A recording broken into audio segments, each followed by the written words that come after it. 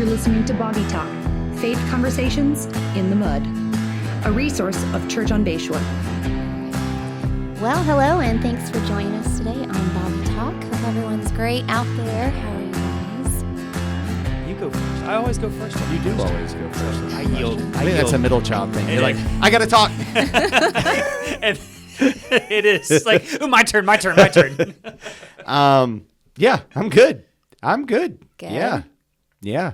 What's today? November 12th? Something right? like that. I feel a little bit this We're November. We're in Orlando right now. We're at the Florida Baptist Convention. Yeah, we are. Yeah. When this is airing, I would say that D-Now weekend's coming up. Yes, it is. It's been a lot of logistics. A lot of work, and that's an understatement. And then we had Jacob and Katie here this past weekend. So I feel great. I didn't get to preach this Sunday, and I'm not preaching this Sunday. And What I'm do you actually, do? I'm like, What do you I've do? been What do trying you to even do? see a bunch of people who I haven't got to see, but I'm bummed. Actually, I'm like, Oh, I mean, they're doing a great job. Yeah. John Seth will do a great job this Sunday, but I'm like, I like preaching, and I didn't necessarily plan on being off as much, you know. that's true. Yeah. Yeah. especially this Anyway. last week. Well, we had Jacob last week and D-Now, and then Thanksgiving is going to be right around the corner. It is. It's coming. We still need volunteers for that, so if you haven't signed up, you can go to the website. We'd love any help that we have. So just a reminder, this is our last week on this theme of politics. That's right. I'm kind of glad.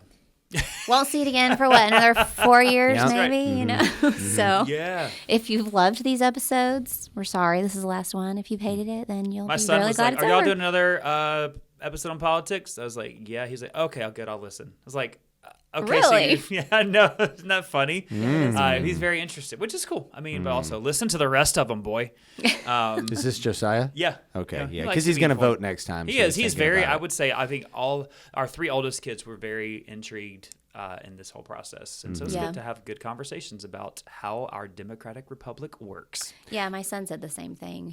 We were talking about it, and he was like, "Yeah, I'm going to be voting the next time." And I'm Yeah. like, "Oh, Also, it's you really are?" encouraging because I was not that way when I was like. Oh, I was. I was like, whatever, you know. I mean, I am now. I campaigned for Bill Clinton in '92. You did? You campaigned for Oh. him? Not really, but Okay. like at school, everybody was voting for Bush. And who was in '96? Who was it in '96 that he like destroyed? Bill Clinton.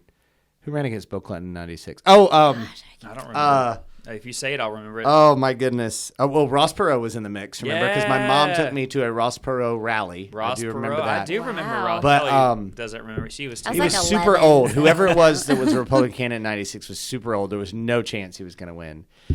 It'll come to me. Seriously, It was like I can't remember. It was kind of like Kamala Harris this year. It's like we're just offering her up because we know we're not going to win. So Sacrifice. we'll get to that in just a moment. So Man. Oh, boy. Yeah, I don't remember. Bob but- Dole. Yeah, Bob Dole. Yeah, Okay. never would have Do you thought. remember that name? I met his wife, Elizabeth Dole. Really? Because she Okay. was the president of the American Red Cross, and Really? in student government in college. Was the vice president of campus services, and it was my job to coordinate all the blood drives Wow. for campus. And we were like the number one blood drives. We just had more people do our blood drives than anywhere else in the state. So I got invited to this big thing in downtown Atlanta as like a college student and met her. No, that's Wow. that's the closest political clout I can claim. I'm Bob Dole. I remember him talking I about met that. his wife. Yeah, that's right. Yeah. Okay. All right, interesting fact. Yeah. Okay. Well, so we finally know who won. What was We your do know who reaction? won. Yeah. So what? Unlike usually I last feel- year. Unlike last yeah, time. it's This true, is where it was, How long was it until? I don't know. Well, some remember. people still don't know. Yeah. you said that. That's funny. Hey, listen. So I actually messaged two of these people privately, but like people were like posting like the difference in the voting numbers, right? And they're like, "See, where did all these votes go?"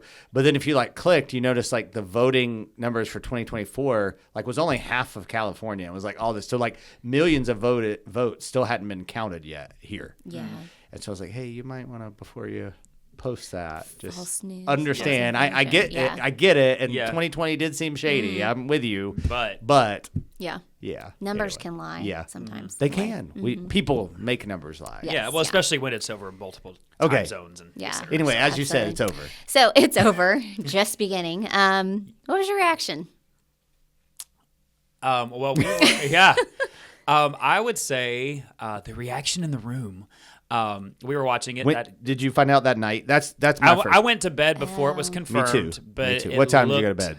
That night, probably 10:30ish was the last time I looked. So about 10ish. It was like very likely at that point. Yeah. All news sources were kind of pointing that way. Not just. We watched several different broadcasts because that's a little my personality. I was like, I want to hear all the different angles. Yeah. Nickelodeon. We did. We watched The Vote Junior. Okay.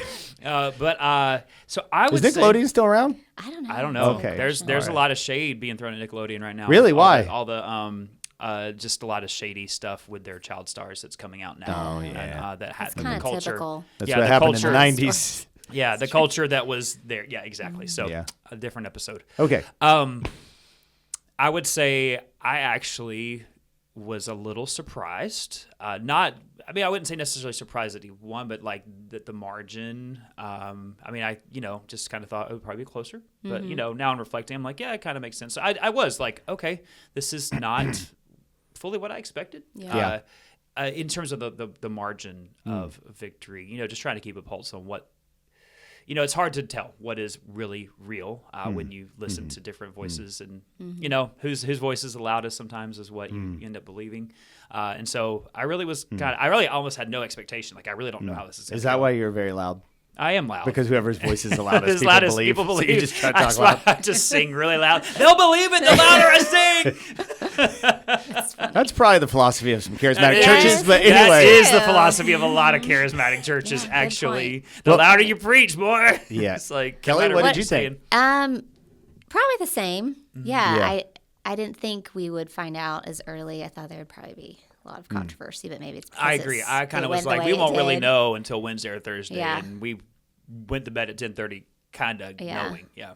And then I stayed up later. Chris falls asleep at like 8 o'clock every night. So then I was like, he's up at like 4:30, and I think it still hadn't really updated. Like some news outlets were saying it, and then I happened to update my phone at 5, and then he was like, "Oh, it's 270." Like literally, it just I looked at it, and then so yeah, I guess kind of the same. I thought it would be a little bit closer.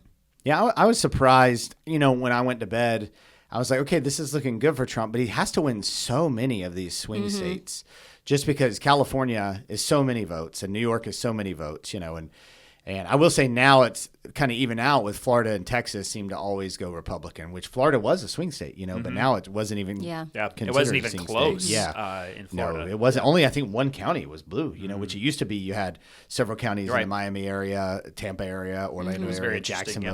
Jacksonville. But yeah, I was surprised that it was such a big win, and that was probably my big takeaway.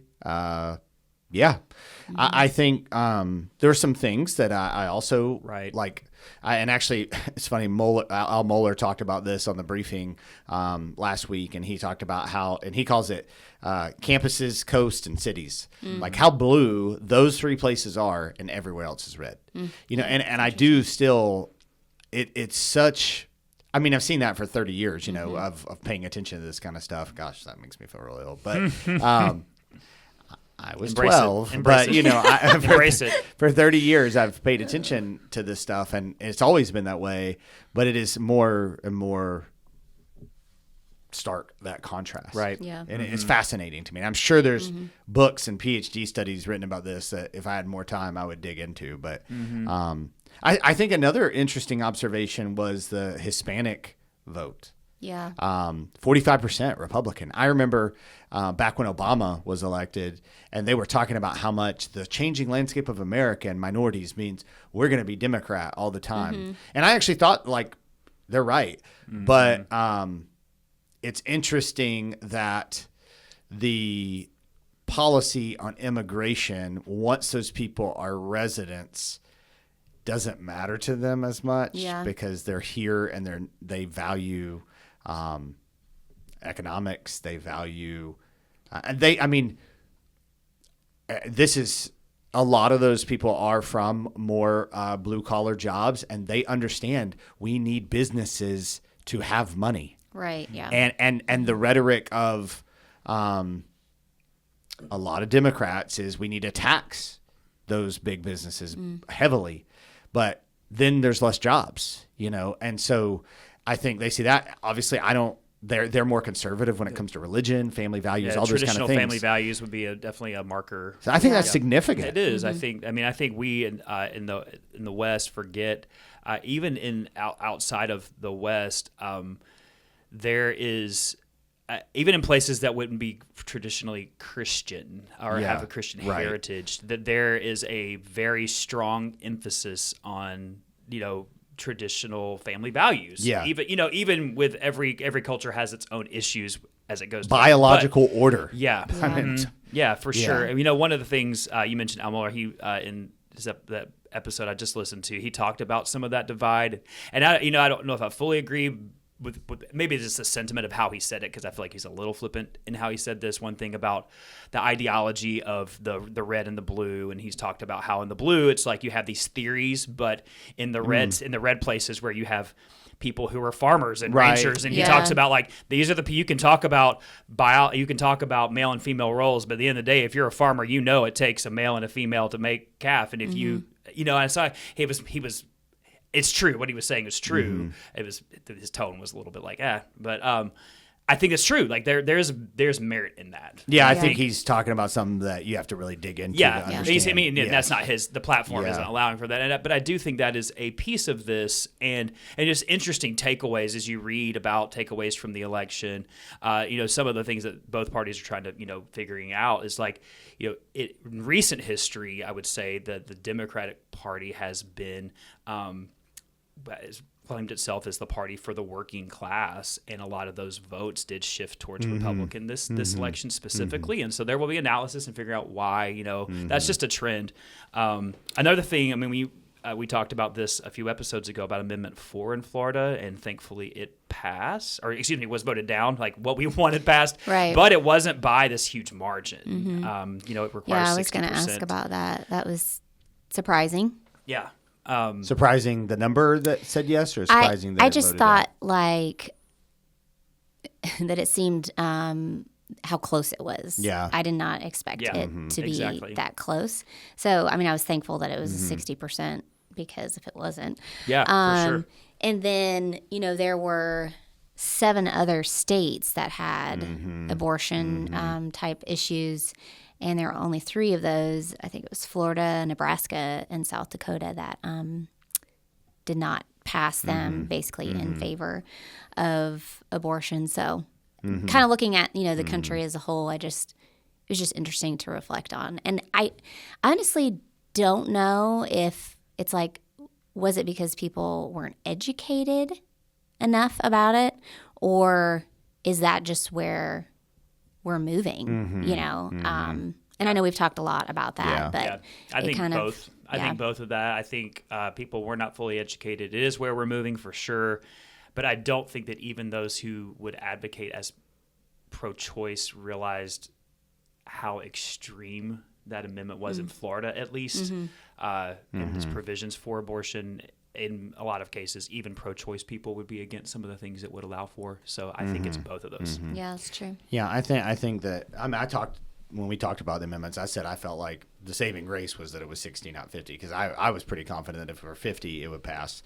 And I think you're right. I think like people are not educated on the issue in general, and don't care to be educated on the issue in general because of our elevation of freedom over what's right and wrong. Yeah. And so then freedom gets redefined, and whose freedom are we talking about? Right. Yeah. I think that we are. It would take a lot to slow that train from moving in the right direction. And at Kamala Harris's, I don't know if you listened. I actually listened to her concession speech. And that was one of the things she emphasized. She emphasized it big time. That women can make choices. That's the cry. That's the battle cry of not all Democrats, but that is the battle cry of the progressive movement. Yeah, if you go back and if you actually listen to her speech, you're like tracking along like this. It's very. It's there's the decorum that goes along with which is right. There should be decorum in this process, and it's like very decorum until she's like, and I'm not going to stop fighting for the things that I believe in, which is fine, like Yeah, great. right. But then she then starts to list what those things are. And number one was abortion. And so you realize like this is not going away. And Well, with that in mind, it's interesting, because if that was their platform and it is moving there, she still didn't win. Yeah, right. So what do you think were the reasons why Trump won? Well, I think you were saying that thing about the working class shifting. I do think this isn't necessarily a good ethical thing. I think it's just a desire to win. I think the Republican Party has redefined themselves somewhat over the last 10 to 15 years because they realize if we don't, we're not going to make it. We're never going to win. And so, again, I don't know that the motives were pure, but I do see a sensitivity to what are people in America saying, not, and there's ideologues on both sides, so maybe that would be where we would disagree with Mueller. Like, there's ideologues on both sides of the party. Exactly, yeah. But not what do ideologues say, but like what are people saying? Yeah. And I feel like there's a greater sensitivity to that from Republicans, which is just wild for me to say, thinking about politics in the 90s and 2000s. But and so all that to be said, I think ultimately he won because of the economy. Yeah. Agree. Yeah. I mean, I think when it comes down to it, that is probably the number one thing. I mean, probably always, right? Yeah, I mean, Yeah. that because money talks. Yeah. I mean, 2 p.m. Let's just be real. I mean, this isn't like my personal thoughts or my personal agenda. It's I'm just glad you're real. clarifying that. I mean, people like, we're talking Yeah. and we're pastors, and so I don't want to like. I'm not saying I'm money not is the most important issue. I'm just saying when people vote. It is probably at the forefront of their mind. Yeah. Because that's where it affects you. Feel the pinch Right. personally, and so I think. That is a huge factor. And in fairness, when it comes to elections, if you feel like the president can't do much about same-sex marriage or abortion or, a lot of moral issues, regardless of where you fall in those, it does make sense. I probably would not have said this at 22, but I do understand why people are like, look, those issues are going to go back and forth and be debated, and states are going to debate ultimately, like, who's going to put us in a place, because that's their job, like is to make an economically prosperous nation. So, right. And that's something some of the issues might not affect somebody personally, but it's whenever it starts affecting them, maybe not abortion, maybe not immigration, but your housing situation. Right. You're trying to rent. You're trying to buy a new house. Groceries. Right. People personally feel that, and that's where they're thinking more. Yeah, I think. Yeah, and I mean, you can't deny interest rates are sky high comparatively to what they've been. People are having a hard time buying homes, first homes. Inflation is going wild. I mean, it's a lot. Yeah, so you can't deny that. I'm not saying that is justification. I'm just saying that's why he won. I would also say Kamala Harris just wasn't a great candidate. I forgot, until I was listening to a couple of podcasts, she wasn't even the choice. Yeah, Joe Biden was. I think that is That's true. I think honestly, when it comes down to the candidate, the biggest issue for the Democratic Party was the fact that Biden was the candidate until he wasn't, and then there was, and I'm not an expert in the process, but there wasn't a primary for the Democratic Party. Right. There was she's our chosen one, right? Which I understand the logic and why, because she's the vice president, and most of the time, like the vice president, anyway, I get all that, but I think those who would identify as Democratic in the Democratic Party, like, were disenchanted by that, and wouldn't be who they would select. And so I think you saw a lack of real passion from a good part of the constituents, and I agree. Yeah, you're right. They didn't turn out to vote. Yeah, it's kind of like maybe what happened somewhat to Trump in 2020, where like some Republicans are like, "Gosh, this guy won't shut up." Exactly. I'm not going to vote for him. And you kind of, and she just really. I mean, politically, I'm not saying she's not an intelligent person. I'm not saying I don't know her, all that stuff. But, like, why would she be the president of the United States of America? Yeah. Well, and she was, I think if you didn't like Biden, I mean, she tried to distance herself a lot from him, but she was still connected to him because she was in the last term with him. And it may, I'm always interested, like, well, why didn't Trump win the last won, but he did this one. Whenever Yeah. you kind of have. I mean, it wasn't Biden again, but it was Biden's VP. You know, which is interesting. And this might be totally whatever, but I kept thinking that I think it was COVID. That I feel like people were just trying to put like blame on somebody, and they didn't know, but he was the one in charge. Right. And so then it was like, at that point in time, there was still so much confusion and misinformation going around, and I think that it kind of threw him under the bus. Well, but anyways, that was just also there was all the race issues going on in 2020, and he was not helping himself with his rhetoric. Right. Yeah, true. So he still says really stupid stuff all the time, but he's not saying that politically sensitive stupid stuff in front of everyone as the president of the United States of America. True. And so I think you're right, and I think also he wasn't helping. Like, people wanted to blame him, and he wasn't helping himself at all. You know, and I would say too, just to Democrats, I think it's kind of easy to beat Trump.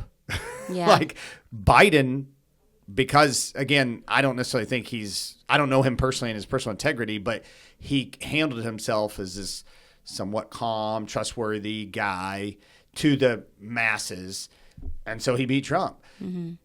But then who they put forth is someone who wasn't good at. I mean, she's not good at speaking. Right. I mean, in her speech, her concession speech, did you listen to it? Not all of it. I just Good I listened. afternoon. Good afternoon. She just kept saying it like over and over again while the crowd. I'm like, it's She just was so better than awkward. what they had. listened So to I parts of it, guess yeah. they Well, were Biden like- had, and that's another thing too. Like, people were like, the Democratic Party's lying to us, like Yeah. about Biden. Like, we all knew. Yeah. Yeah. Apparently, Kamala Harris said on The View too. Christy told me this, that they asked what she would do differently, even though she's talking about ushering change. She said nothing. So she's talking about change, but then she has no actual here's how we're going to do that different. Yeah, and you wonder like how much of like, I mean, granted, not knowing, but like, does she feel like if I distance myself too much, then I'm distancing myself from the party and abandoning people who helped me get here? Yeah. But then to say I want to do things differently, like, why didn't you do it? Why didn't you advocate now? Yeah. There's, I mean, that was a rough spot to be in. I mean, It's like a pastor who goes into an unhealthy church. Right? Yeah, and you're Yeah, like, well, yeah. I mean, yeah, that's a exactly. good point. Okay. Well, it was very, people the next day, some were very, very happy, and some people were very, very sad. So what would we say to those who were very, very sad and didn't want him to win? Well, your party has become very radical. Yeah. Very radical on issues. Again, I go back to 20 years ago and like abortion and same-sex issues. And it was like, hey, we just give us this. And I heard, and I'm like, yeah, I see that. Not necessarily on abortion, but like I see why people would say okay to that on abortion. And I see that I'm very libertarian when it comes to same-sex marriage because I don't think the government marriage belongs to government anyway. So I'm like, I see their points. But then the conservative group to me was like, no, they're going to take it here. And they really have. Yeah. Well, what was it in California that they ended up like reversing? It was a very, wish I had it. But it's kind of like what you were talking about where, these ideas sound really great and you're like, yeah, we need this. But then whenever we see the effects, what it meant and what it did to people. And then it's like, oh, maybe that wasn't the best idea. So, on some of those things, it definitely is more radical. Or it's not as much about it just being the freedom. Then it was like, well, no, we're going to impose what we think, our ideology on everybody about this. It's not just like you can think how you want to, but now you have to provide all these things. Now you have to do all these things. And there's like now no we're gonna use compromise. tax money for this. Yeah. So. Yeah, for sure. So, I mean, that's just general like logic, right? There needs to be some kind of compromise, So, I'm not saying I agree with the compromise. I just mean, it's like clear, like you want to go all the way here. And Kamala was, that's what she was saying. Yeah. Taxes are going to pay for abortions. Taxes are going to pay for transgender reassignments. Like, it's a lot. Yeah, I would say to those. Ironically, Caitlyn Jenner endorsed Trump. Really? Is that just wild very world we live in? When you take a step back and just be like, hang on, guys, this is reality. I mean, is this reality? I know. I mean, really, that says something. I think for those, especially those Christians who, I mean, I've got some good friends who are very outwardly upset that the election went this way. And Well, I almost called you since you're woke and asked you if you and Jeff Waits were getting together and eating oatmeal. and I and- just, we have to. You woke people? Is that what you said? Here's what we woke people have to do. Oh, did I say we? Yes. That was not a revealing statement at all. Sorry, I was just saying. I am us. just kidding. I know, and I didn't even Justin. realize I said that. Like, I would just say, like, if you are that person. I didn't even realize that was not a subconscious Freudian slip. Just You're fine, Justin. We all know. yeah. We all know. But there's some You have a people- MAGA hat. We all know. That's right. Gosh, Oh my if you ever gosh. see me wearing that hat, slap it off me. Did you hear that, Kelly? I did. But I think, one, don't despair, because ultimately, who is sovereign over all these things? Who Yeah, is right. who is the Lord? Two, I think you go back to what we've talked about in several episodes. Neither of these candidates represented the Jesus way. Right. So Yeah. don't feel like. I would just encourage, and I mean, Yeah. that sounds discouraging, but also, hey, this isn't. And I think don't villainize people who vote again on both sides. Right, We don't villainize right. people who vote a different way for different reasons. Yeah. I mean, we all. I think I'm with. We've said it before. I wish he would just stop saying stupid stuff. And I mean, I'm praying that he governs justly and rightly.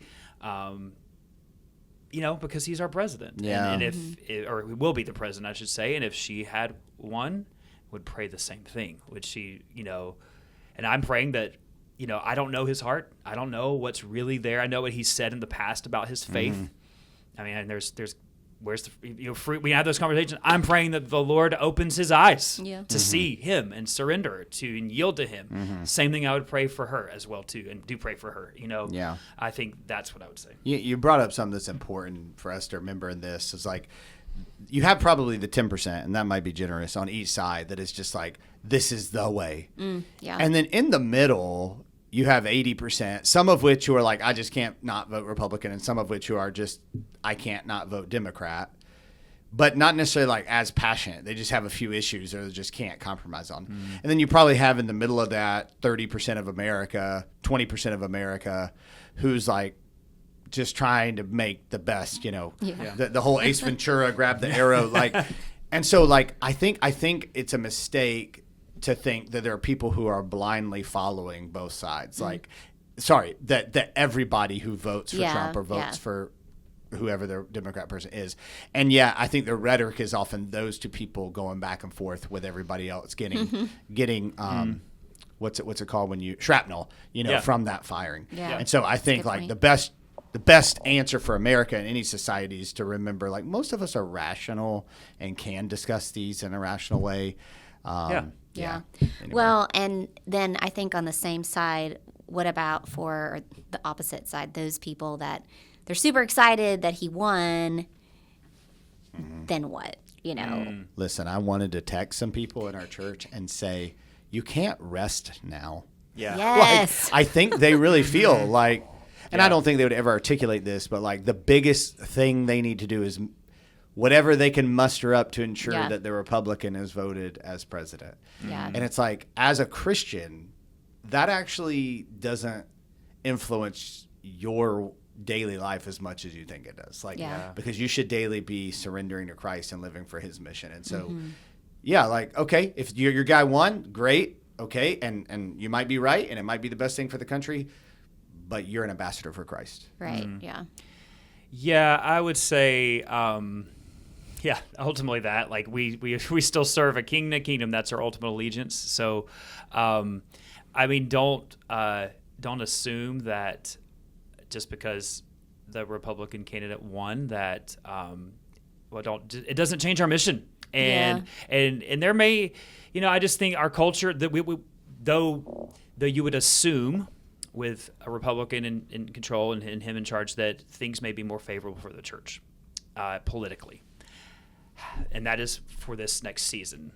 But as we know in politics, everything is this pendulum and everything tends to be very reactionary. So we will see. I think in these next 4 years, you will see a growing resistance in our culture to the church because of this, to those, like we talked about the left, the coast, like in the cities and I think that's a byproduct of this. And we've got to be aware of that and remember that people who hold different views than us are not our enemy.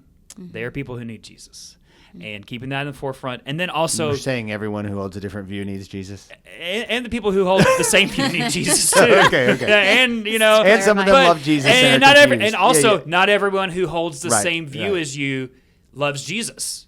We could have both extremes politically are Christless, and so, I think like we need Jesus. And also, I saw someone post like a picture of Trump. It was a cartoon image surrounded by angels. Oh, no. And I'm like, okay, I mean, I want that for the president. But the caption was Oh, Lord. the real Secret Service. Oh, Lord. And I was like, Oh, man.